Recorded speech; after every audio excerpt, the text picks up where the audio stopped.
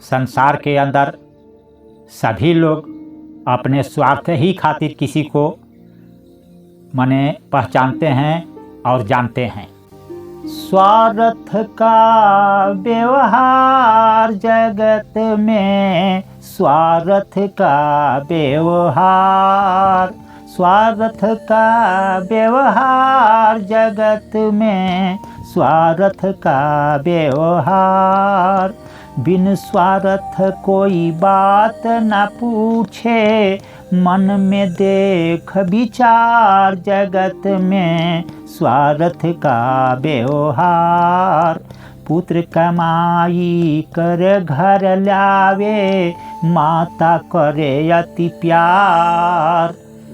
बाप कहे यह पूत सपूता, अकलमंद होशियार जगत में, स्वार्थ का व्यवहार, स्वार्थ का व्यवहार जगत में, स्वार्थ का व्यवहार।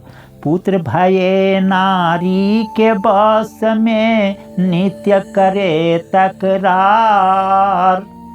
अपन आपे भाग बटा के, रहते न्यारे न्यार जगत में, स्वार्थ का व्यवहार, स्वार्थ का व्यवहार जगत में, स्वार्थ का व्यवहार। जिसको समझो मीत प्यारे, सब मतलब का यार।